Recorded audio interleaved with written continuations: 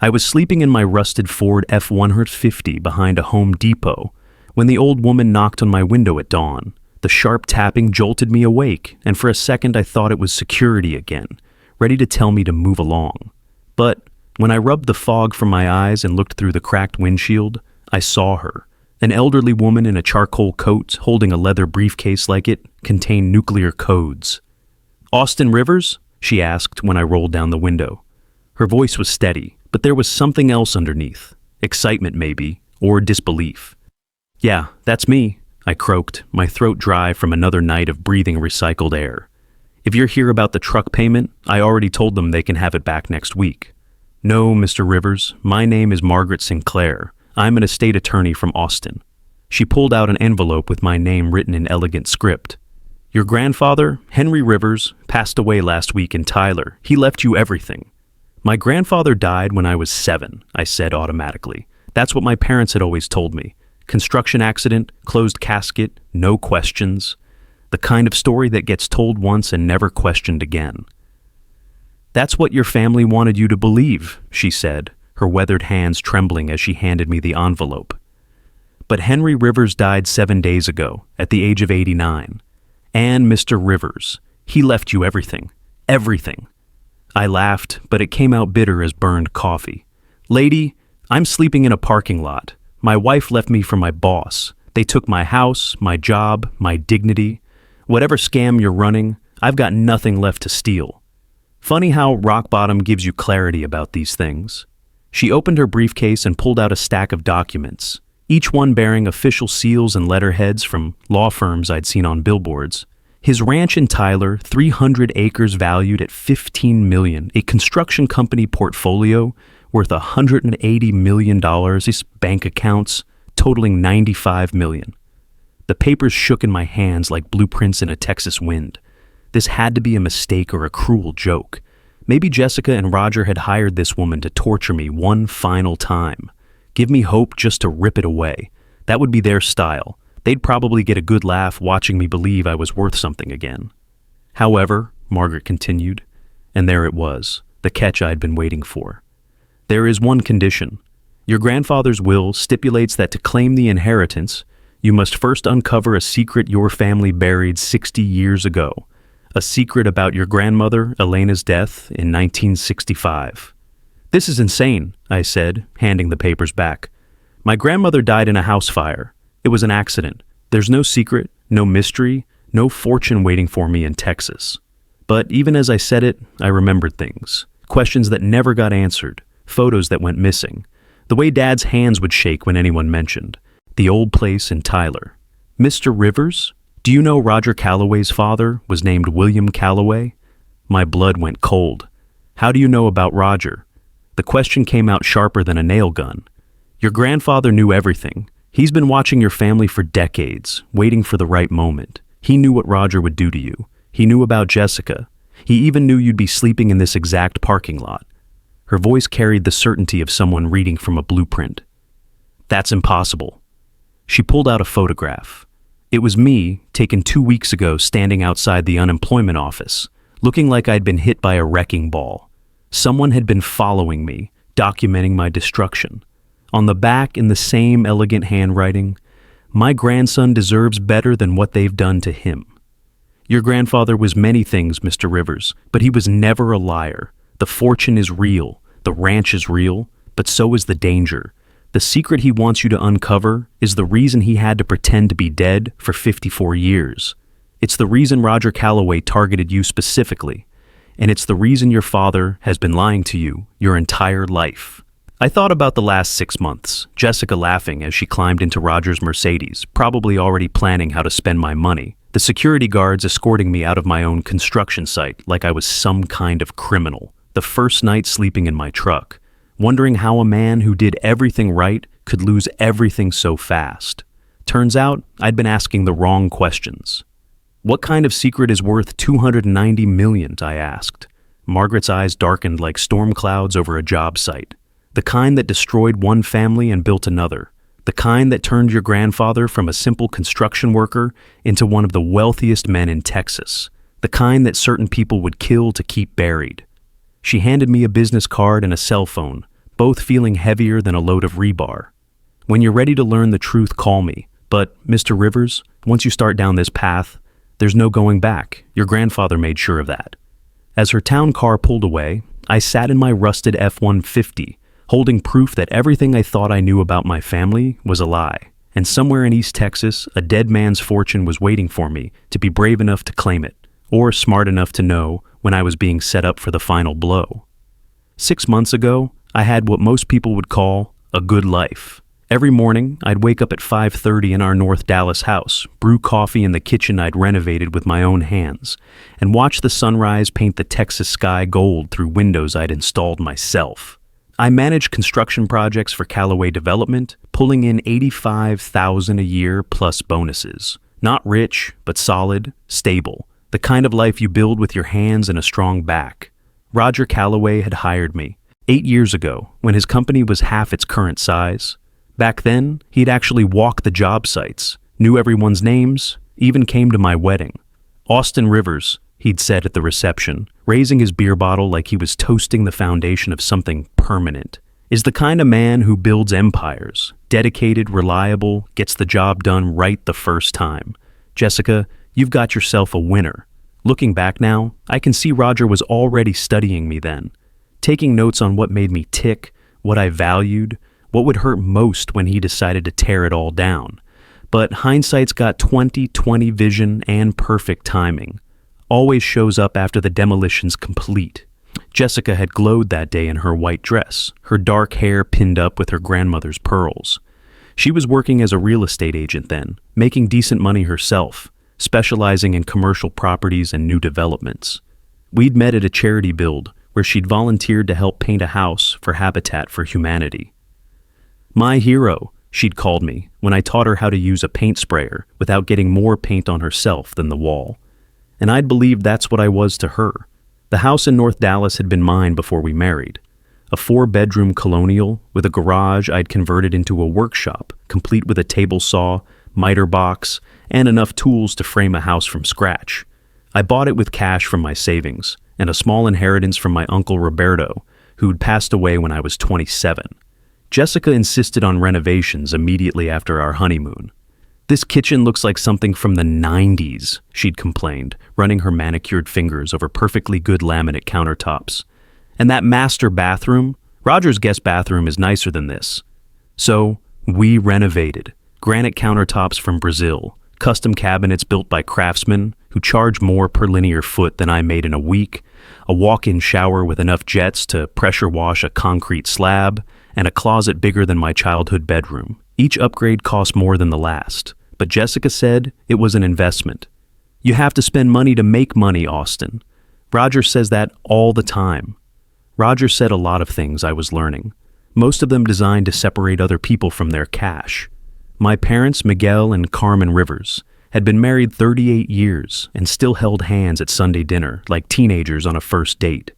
Dad ran Rivers Construction, a small outfit he'd built from nothing, specializing in residential foundations and concrete work. His hands were permanently stained with concrete dust and motor oil, but those hands had put food on our table and kept a roof over our heads for decades. Mom worked at the Tyler Public Library, helping kids with their homework and running GED classes for adults who'd decided it was never too late to try again.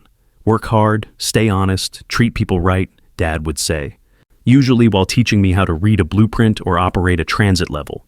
That's the Rivers way. Funny how the Rivers way turned out to have some gaps in the family history. My younger brother Pablo had joined the Army straight out of high school, said he wanted to serve his country and see the world beyond East Texas. He was stationed at Fort Hood, calling every Sunday to check in and bust my chops about civilian life. "How's the corporate life, hermano?" he'd joke, his voice crackling through the phone from whatever field exercise he was running. Still pushing paper while I'm pushing myself through obstacle courses. My older sister Sophia worked as a teacher at Tyler Elementary, pulling long hours grading papers and running after-school programs for kids whose parents worked double shifts. She'd never liked Jessica, though she kept her opinions mostly to herself during family dinners. "There's something about her smile," Sophia told me once while we were setting up folding chairs for one of Dad's backyard barbecues. "It never reaches her eyes, like she's calculating something while she's talking to you. Should have listened to my sister. Sophia had always been good at reading people. Comes with the territory when you spend your days managing 33rd graders and their parents. The changes in my marriage started small, like hairline cracks in a foundation that you don't notice until the whole structure starts to shift. Jessica quit her real estate job 6 months after the wedding, saying she wanted to focus on making our house a home and supporting my career growth. Then came the designer clothes, the spa appointments twice a week, the weekend trips with her girlfriends to Austin and San Antonio for cultural enrichment, and wine tastings that somehow required overnight stays in expensive hotels. When I questioned the credit card bills, statements that looked like someone had confused our account with a small country's defense budget, she'd get defensive faster than a cornered cat. Roger's ex-wife never had to justify every purchase. She'd snap, her voice taking on that edge I was starting to hear more often. Maybe if you were more ambitious, more willing to take risks like successful men do, I wouldn't have to shop sales at Nordstrom. The company Christmas party last December was when everything shifted like a load breaking loose on a flatbed truck. Jessica spent half the night at Roger's table while I talked shop with subcontractors and tried to line up work for the next quarter. She'd laughed at his jokes, and Roger's jokes were about as funny as a safety violation. Touched his arm when she spoke, leaned in close to hear him over the music like she was hanging on every word. Roger's wife had left him earlier that year, taking half his assets and moving to Colorado with their teenage daughter. "Smart woman," one of the electricians had muttered when the divorce news made its way around the job sites. "Got out before the foundation cracked." "Your wife's a firecracker," Roger told me that night, his hand on my shoulder, bourbon heavy on his breath, and his eyes tracking Jessica's movement across the room like a surveyor marking property lines. "You're a lucky man, Austin. Real lucky." By January, Jessica was coming home late twice a week, with excuses that got more creative each time. "Real estate continuing education," she said, though she hadn't worked in 6 months. "Networking events, professional development opportunities." Her phone was suddenly password protected, and she'd step outside to take calls that apparently couldn't wait until she was alone. When we made love, which became increasingly rare like good weather in a bad season, she seemed distant, like she was performing a chore she'd rather delegate to someone else. "You're paranoid," she'd say when I asked if everything was okay, her tone suggesting I was the problem that needed fixing. Maybe if you weren't so boring, so predictable, I wouldn't need hobbies to keep myself entertained. I threw myself into work like a man trying to outrun a demolition crew, thinking if I could land the Preston Mall renovation contract, get that promotion Roger had been dangling for 2 years like a carrot in front of a mule, maybe things would get better. Maybe Jessica would look at me the way she used to, like I was her hero instead of her biggest disappointment and the obstacle standing between her and whatever she thought she deserved. I had no idea that while I was working 12-hour days trying to save my marriage, my wife and my boss were planning to destroy everything I'd built with the precision of a controlled demolition. The Tuesday that destroyed my life started with Jessica humming in the shower. Some tune I didn't recognize, but that sounded like celebration music. She never hummed anymore, hadn't in months. But that morning, she sounded like a woman who'd just gotten everything she'd ever wanted. She'd even made breakfast, scrambled eggs and toast, which sat untouched as I rushed to prepare for the Preston meeting, my mind running through cost estimates and project timelines. "Big day today," she said, kissing my cheek with lips that felt as cold as winter concrete. "Everything's gonna change after today, Austin. Everything." I thought she meant the Preston contract. $3 million in revenue if I could close it. Roger had promised me the regional manager position if I landed this one, complete with a company truck upgrade and a $20,000 raise. The presentation was perfect, 20 slides of cost analysis and timeline projections I'd rehearsed until I could recite them in my sleep. But when I arrived at Callaway Development at 7:30, my keycard wouldn't work. The little red light blinked at me like a warning beacon on a crane that's about to topple. I tried 3 times before Jerry, the security guard I'd known for 8 years, opened the door from inside. "Mr. Rivers," he said, not meeting my eyes like a man who'd been ordered to deliver bad news. "Mr. Callaway needs to see you. I'm supposed to escort you." "Escort me? Jerry, what's going on?" But Jerry just shook his head and gestured toward the elevator, his face set in the expression of someone following orders he didn't like. The walk to Roger's office felt like a funeral march for my career. My coworkers avoided eye contact like I was carrying something contagious. Maria Santos, who'd been my friend since my first day and always had my back on difficult clients, suddenly became fascinated with her computer screen. The Preston presentation materials were still in my briefcase, useless as blueprints for a building that's already been demolished. Roger's corner office overlooked the Dallas skyline through floor-to-ceiling windows that probably cost more than my truck. He sat behind his mahogany desk, fingers steepled like a man holding all the cards, wearing an expression of practiced concern that he'd probably rehearsed in front of a mirror. And there, perched on the armrest of his chair like she owned it and everything else in the room, was Jessica, my wife, in Roger's office, at 7:45 in the morning, looking like she belonged there more than I ever had. "Austin," Roger said, his voice carrying that false sympathy I'd heard him use when firing people who'd outlived their usefulness. "Please sit down." "What is she doing here?" The question came out harder than I'd intended, like steel hitting concrete. Jessica smiled, but it wasn't the smile I'd fallen in love with. This was something predatory, the look of a woman who'd been playing a longer game than I'd even known existed. "I'm here as Roger's support system," she said, her voice sweet as poison, "and to make sure you understand exactly what's happening and why." "We're restructuring," Roger continued, sliding a termination packet across his desk like he was dealing cards in a game I didn't know I was playing. "Your position has been eliminated, effective immediately. The Preston meeting is in 2 hours. I've worked on this project for 8 months, put together the most comprehensive renovation plan they'll ever see. I'll be handling Preston personally," Roger said, his tone suggesting the decision had been made long ago. "Your work was adequate, Austin, but we need stronger leadership moving forward. Vision, ambition, things you've never quite demonstrated." "Adequate?" The word hit me like a sledgehammer to the chest. I've exceeded targets every quarter for 8 years, built this division from 12 projects to 47, brought in more revenue than any other project manager you've got.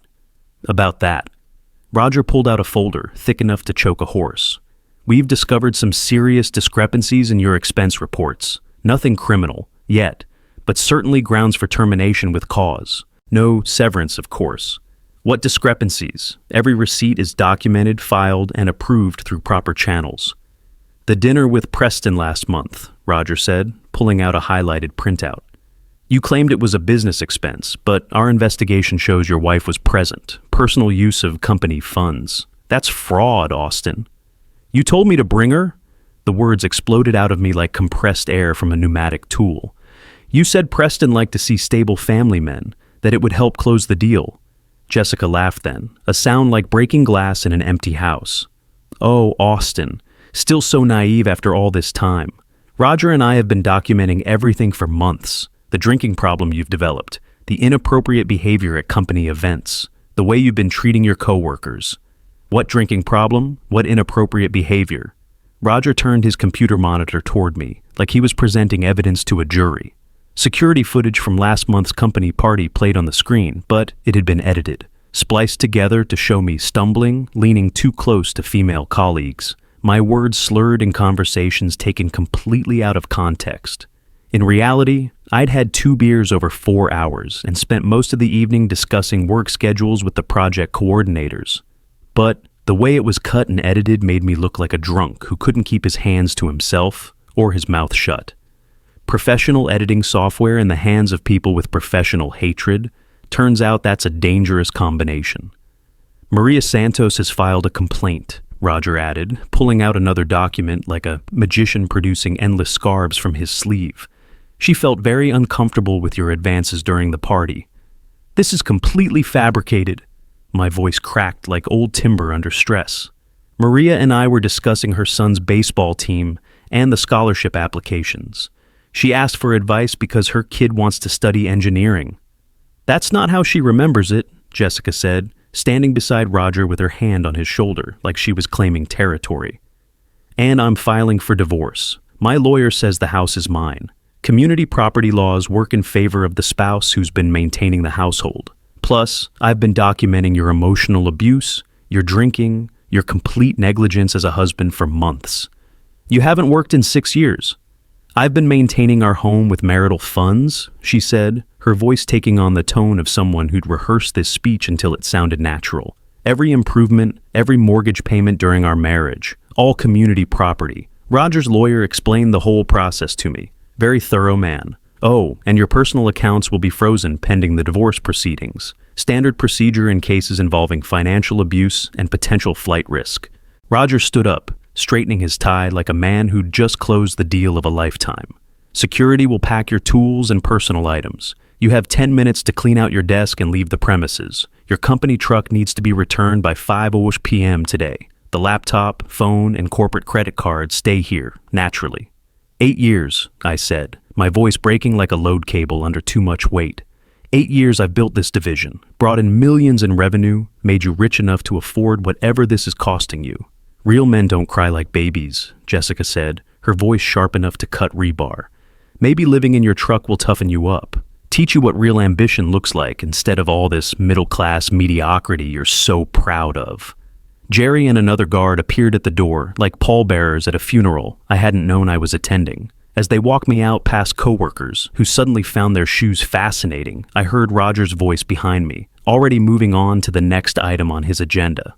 Mrs. Rivers, why don't you stay? We should discuss your future opportunities with the company. I think you'll find our benefits package very attractive.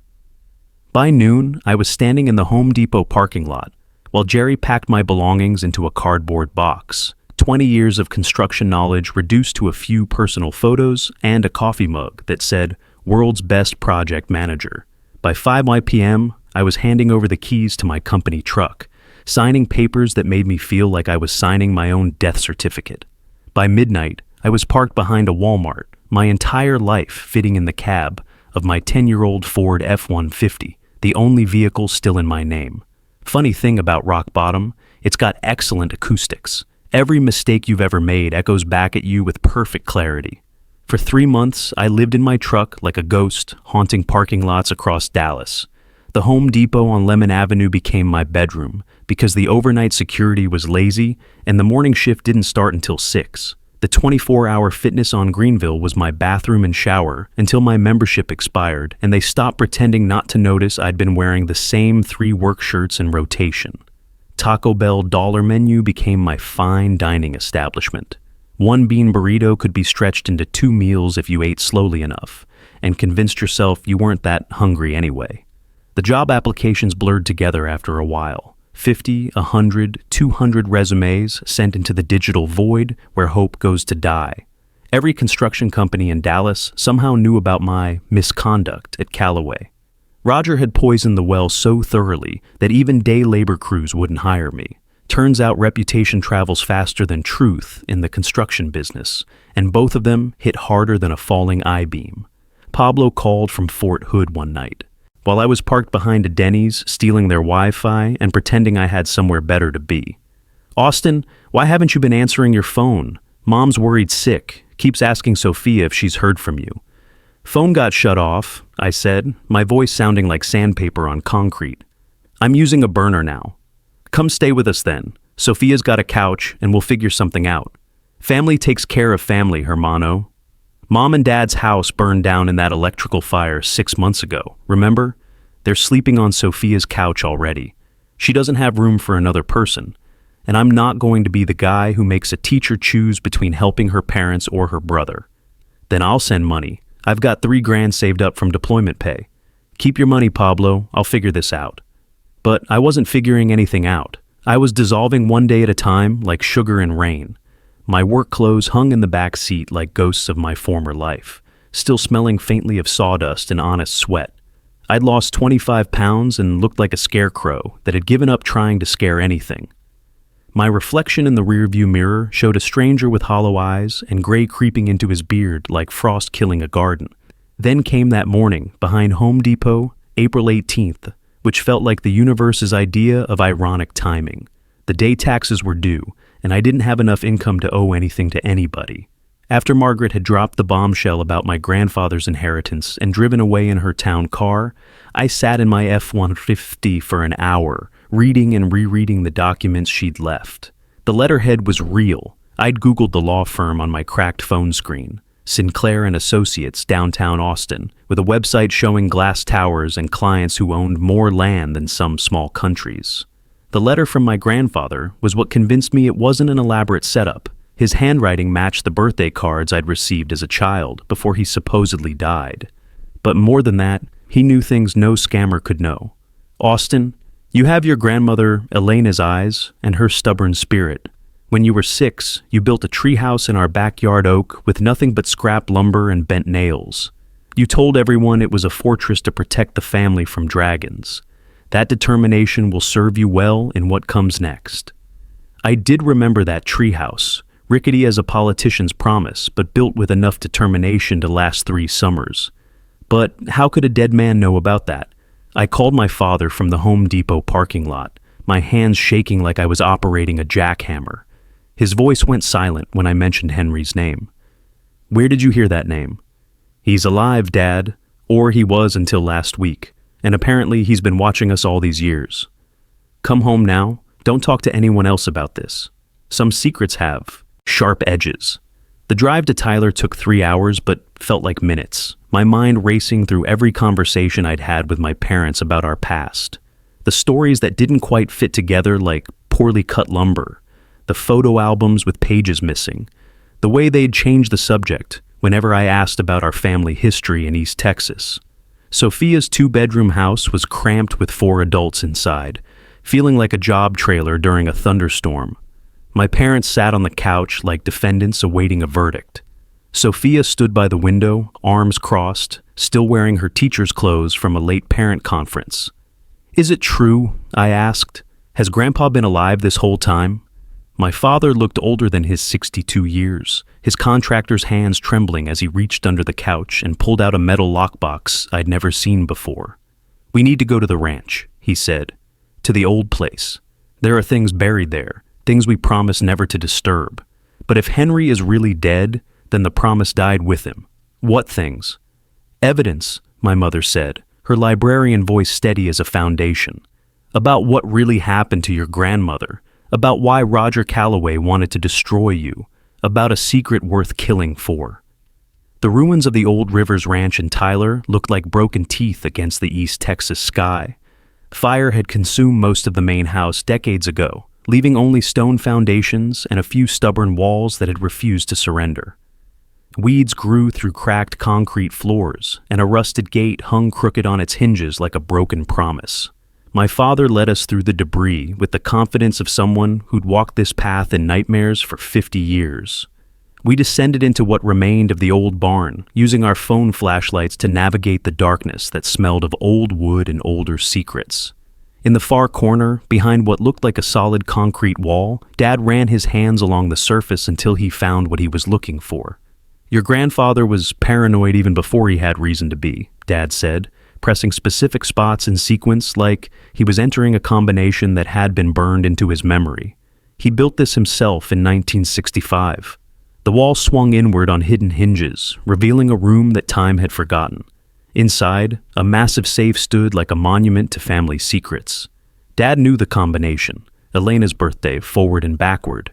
The lock clicked open with a sound like bones breaking. Inside were stacks of documents, photographs yellowed with age, and a modern edition, a USB drive taped to an envelope marked "For Austin" in handwriting that matched the birthday cards.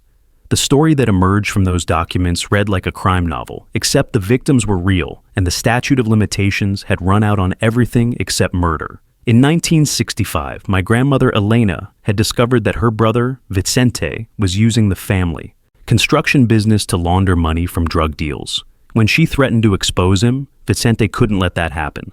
The police report described an accidental house fire, but the coroner's preliminary report, never filed, hidden for 60 years, told a different story. Elena Rivera had died from blunt force trauma before the fire ever started.